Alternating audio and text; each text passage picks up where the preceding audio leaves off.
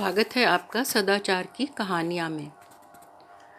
आज हम आपको एक आलसी कौवे और एक गिलहरी की कहानी सुनाने जा रहे हैं। प्रारंभ करती हूँ। एक बार एक पेड़ पर एक गिलहरी और एक कौवा रहते थे। दोनों में बहुत मित्रता थी। एक बार गिलहरी बोली, चलो हम दोनों खेती करें। कौवा बोला, ठीक है। एक दिन गिलहरी बोली, चलो खेत में बीज बोआएं।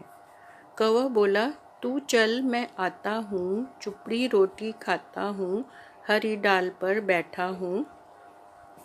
गिलहरी खेत में जाकर बीज बोआई। कुछ दिन बाद बीज निकल आए और उनमें खरपतवार भी निकल आए। छोटी छोटी घास होती है, उसे खरपतवार बोलते हैं। गिलहरी कौवे से बोली, चलो खेत निरा आए। कौवा बोला, तू चल मैं आता हूँ, हरी डाल पर बैठा हूँ, चुपड़ी रोटी खाता हूँ। गिलहरी खेत भी निरा आई। कौवा बैठा ही रहा। कुछ दिनों बाद फसल भी तैयार हो गई। गिलहरी बोली, चलो हम खेत काट आए। इस पर कौवा फिर बोला, तू चल मैं आता हूँ, चुपड़ी रोटी खाता हूँ, हरी डाल पर बैठा हूँ। गिलहरी फसल भी काट आई। फिर वो कौवे से बोली, चलो हिस्सा बांट लें। इस पर कौवा तुरंत तैयार हो गया। खेत पर जाकर गिलहरी ने 2 हिस्से लगाए। वह अपना हिस्सा अपने घर ले आई। कौवे का हिस्सा वहीं पड़ा रहा।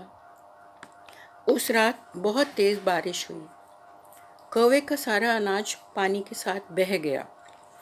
आलसी कौवा वहाँ आराम ही करता रहा। बच्चों, इस कहानी से हमें ये शिक्षा मिलती है कि हमें कौवे की तरह आलसी नहीं बनना चाहिए।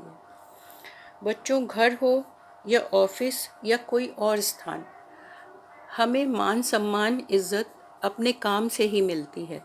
हमें सदैव कठिन परिश्रम करना चाहिए, चाहे वो पढ़ाई हो या अन्य कोई भी काम। पूरी निष्ठा के साथ कार्य करना चाहिए। आशा है आपको ये कहानी पसंद आई होगी। कुछ दिन बाद फिर एक नई कहानी के साथ उपस्थित होंगी। धन्यवाद।